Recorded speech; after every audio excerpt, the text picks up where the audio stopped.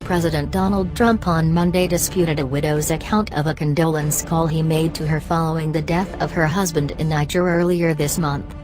Trump tweeted shortly after Myshia Johnson, the widow of Sergeant Law David Johnson, discussed her disappointment with the call on Good Morning America Monday morning, saying the president stumbled on her husband's name and suggesting the only reason he knew it was because the report was right in front of him. "I had a very respectful conversation with the widow of Sergeant Law David Johnson, and spoke his name from beginning, without hesitation," Trump tweeted. Johnson said she was distraught over Trump's alleged oversights during the call, which came as the Johnson family and Representative Frederica Wilson, Democrat Florida, who is a friend of the family, rode in a limo to receive Johnson's body from Dover Air Force Base. "The call made me cry because I was very angry at the tone of his voice," she said. When host George Stephanopoulos asked if she had anything to say to the president, Johnson was direct. "No. I don't have nothing to say to him," she said. There are currently no plans for the administration to reach out to Sergeant Johnson's family again, a White House official said. The White House offered no additional comment. Wilson and Trump have traded barbs for nearly a week on the controversy stemming from the president's condolence call to Johnson. Wilson claimed that the president said Johnson knew what he signed up for, but I guess it still hurt. The family member who raised Johnson has called Wilson's account of the call very accurate, and the White House has not refuted that Trump spoke those words.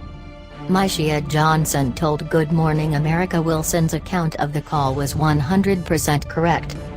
Johnson's GMA appearance comes during a swirling political debate over the circumstances of the death of her husband and 3 other U.S. soldiers in Niger. Sergeant Johnson was found nearly a mile away from the central scene of the ambush in Niger, 4 administration officials familiar with the early assessment of what happened told CNN on Friday. The Pentagon is still looking at the exact circumstances of how and when Johnson became separated from the 12-member team as they were ambushed by 50 ISIS fighters. The FBI is assisting in the investigation of the ambush. Johnson, who is expecting a daughter this January, said she's still waiting for answers regarding the circumstances of her husband's death.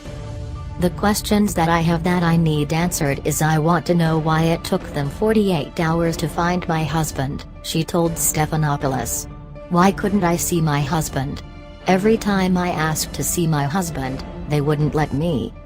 She says she's gotten no answers from the government about how or where her husband died and says they refuse to let her view his body.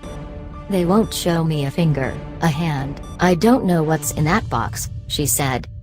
She added, "They won't tell me. They won't tell me anything. I don't know anything."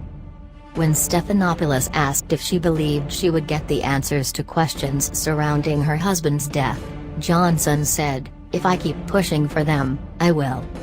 CNN's Caitlin Collins contributed to this report.